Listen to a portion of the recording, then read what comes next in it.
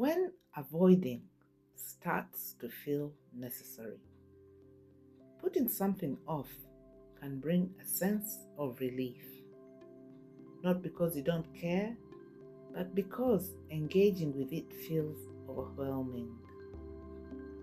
You might notice thoughts like, I'll do it later, I'm just tired today, I need more time to think. And in that moment, the pressure begins to ease.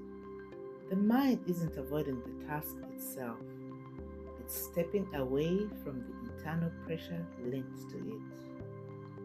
When the system moves into protection, from a nervous system perspective, avoidance is not simply a lack of motivation.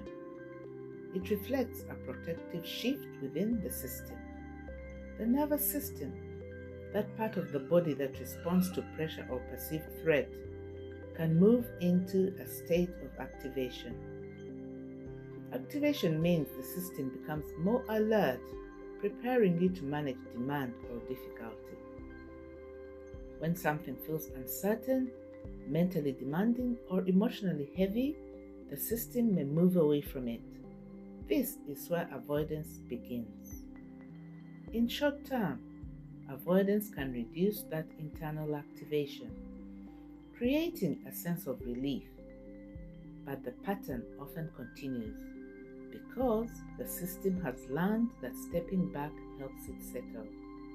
When avoidance feels like relief, you may notice that once you decide not to do something, send the email, make the call, or start the task, your body begins to relax or settle.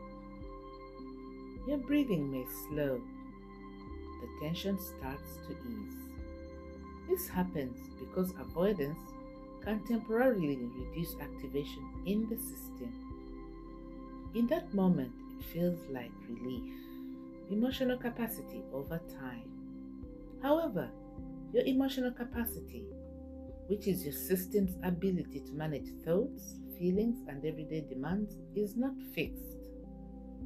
Avoiding something emotionally demanding may bring short-term relief, but the task still remains, and when it returns, it often carries more pressure than before. Over time, this can make even small tasks feel harder to approach. When avoidance builds up, over time, repeated avoidance can begin to accumulate. Deadlines are missed, messages go unanswered, tasks remain unfinished. This creates additional demands rather than reducing them. As these pressures build, they can start to overlap.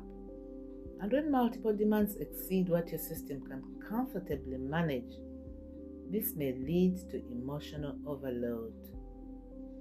Emotional overload is when your system no longer has enough capacity to hold everything at once. Here are some everyday examples. At work, you might delay starting a report because it feels mentally demanding. At home, you may avoid a difficult conversation because you expect it could become emotionally intense. In short, this can feel safer, but over time, the avoided task often becomes more pressurized and harder to approach. Let's move from protection to pressure.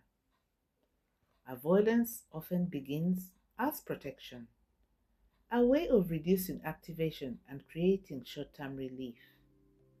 But when tasks continue to accumulate, the overall level of demand increases. This can place the system under ongoing pressure, and over time, that pressure may begin to reduce emotional capacity further. So how can we help the system settle? When gentle regulation is introduced, that is, simple ways of helping the nervous system settle, the experience of tasks can begin to change. Using approaches such as NLP, informed pattern awareness, hypnotherapy, and structured mindset coaching, the system can gradually become more steady. As this happens, tasks that once felt overwhelming may begin to feel more manageable over time. Understanding what your system is telling you.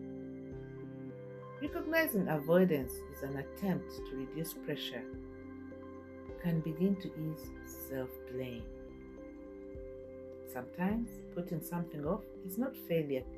It's not a failure to cope. It may reflect your system trying to stay within its limits. And from that understanding, a different kind of support can begin.